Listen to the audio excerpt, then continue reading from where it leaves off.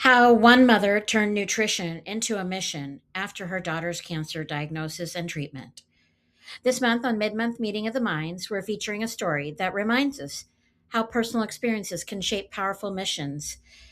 I'm your host, Swati Shah, founder of Plans Connect, the professional connector. And today I am joined by Silu Sao, founder of Lucy, who is helping making healthy eating simple and sustainable. Tune in. Hello, everybody. I've got a surprise guest here today. Here today with me is Silu Sao, founder of Lucy.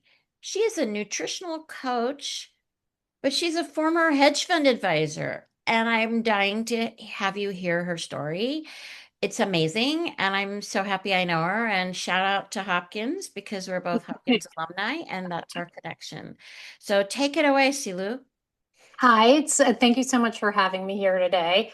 So I'm the founder of Lucy, spelled Lusi, and so I'm a nutritional coach, and what I really want to do is help people simplify healthy eating.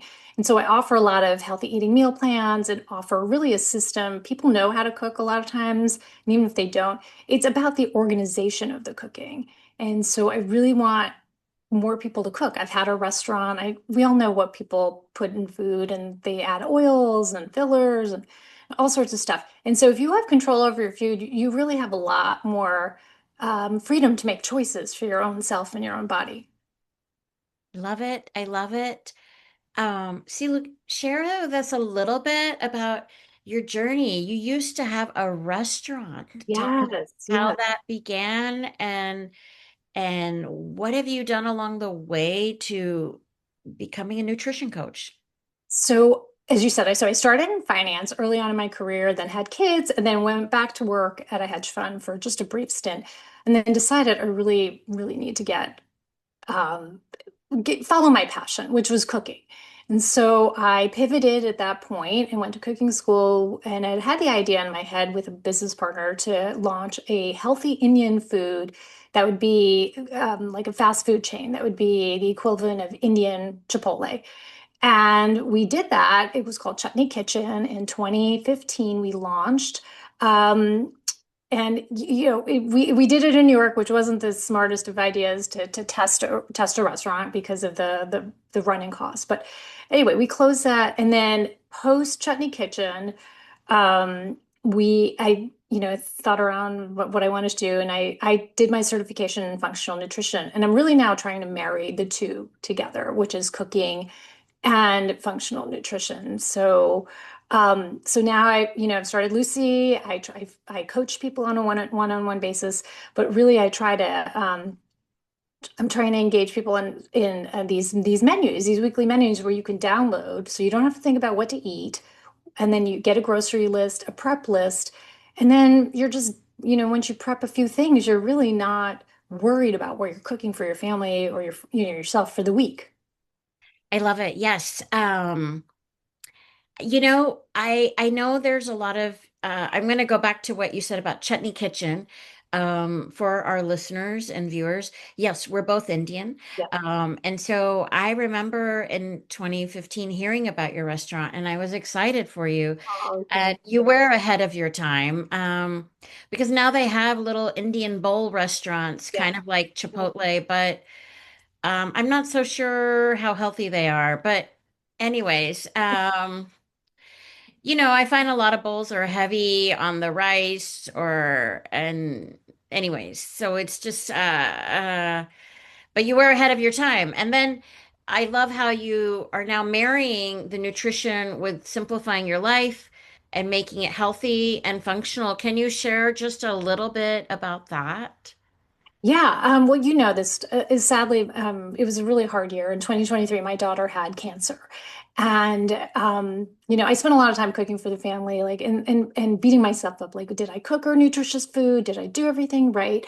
And in the end, like, I talked to her functional oncologist, and she said whatever it was that I was cooking was exactly what she prescribed anyway. So she Which said, is which is to keep your blood sugar balanced, basically, was part of the goal with food. So higher fiber, higher protein, lower glycemic type foods, which is everything I'd been doing. So And she said not to beat myself up about it because these things just, sometimes, it just runs the course and these things happen. But, I, you know, in doing all those things, you have to be thoughtful and prepared. It's not like your menu's just going to come together. And so it always made menus. I'd always have, whenever I'd hosted events, I would create a menu, I'd do a grocery list, a prep list, prep in advance, and then it takes a lot of the stress away. So I've been doing this organization. I was like, why don't I offer this as a product out there? Because I think it could be really useful. If someone gave to me and said, okay, here, you just prep for like an hour. This is the list. You don't have to think about it. And then you can just cook off what you want during the week. And by the way, it's nutritious and healthy and high protein and low glycemic. I'd be so thrilled. So I'm doing that for myself. I'm doing it for my family, and I want to share it with everybody else.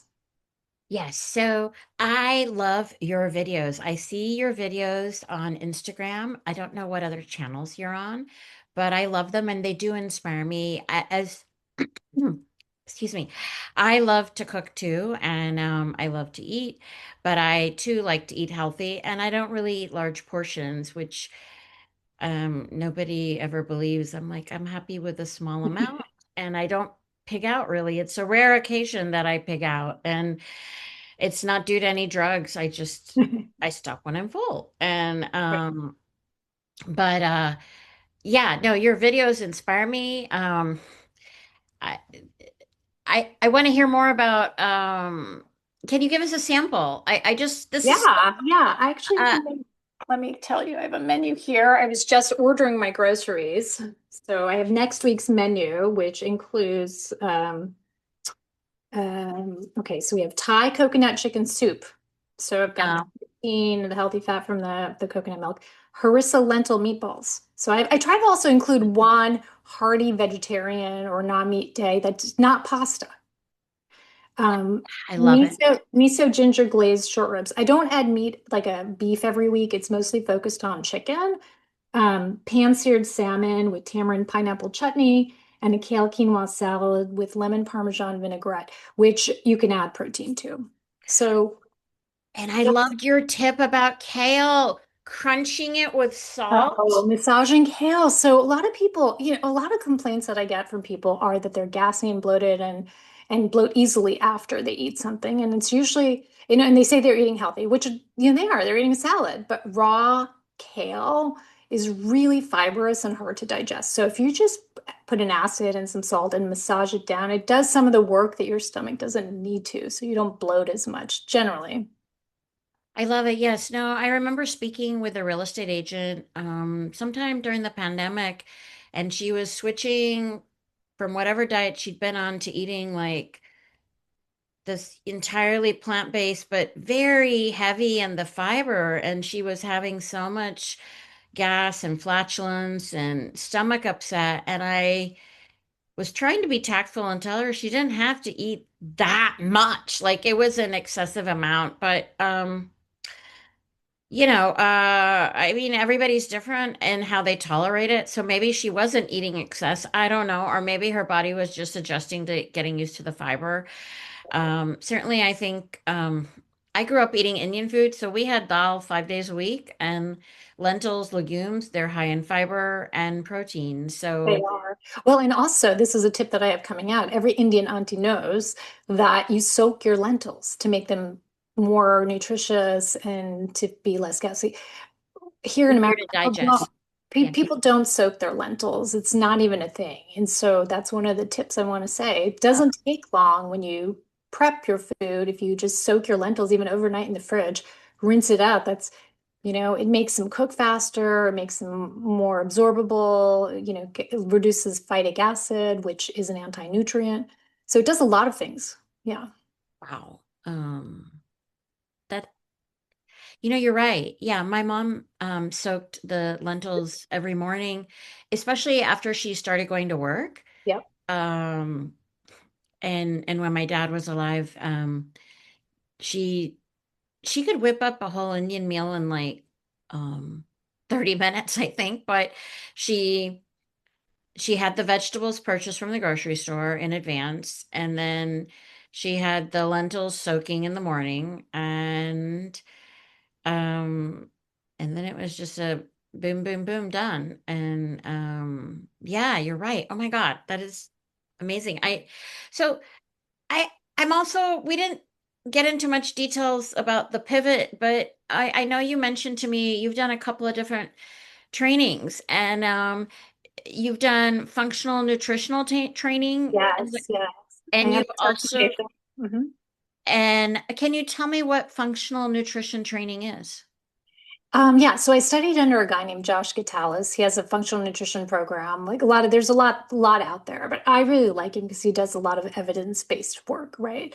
And he outlines his courses in like to hormones, digestion, things that, people generally have problems with. So each course was a separate module, and it just breaks down the information just so it's easy to understand and easy to get, to understand the background research that he's done on it. So that was part of the training. And then I marry that with, I mean, some of the concepts for cooking now. It's pretty basic though. For cooking, you should to reduce inflammation generally in the body is you should keep your blood sugar balanced. I think that's just a concept that most people can agree on. And how that's done, again, it's very individualized for people, how they react to certain foods. Like some people could get a spike, from lentils, for example, or too much rice. And so, those are principles that I think about when I'm cooking and prepping is like there are definitely techniques and tricks to reduce some of these blood sugar spikes. Like for rice, for example, if you cook and cool it, it increases resistant starch, and resistant starch then has a lower blood sugar glucose response. So, because it passes through your system and doesn't get absorbed. Theoretically, but unless you test it on yourself with a glucose monitor, I'm going to say we don't know if that's true, right? Because everybody's going to react differently to it. But I do it anyway. Like I'll soak the rice, I'll make it in advance, and then I just reheat it and hope that that's a better response. Um, yeah, no, I love that. I've been doing that more often as well, and it's great.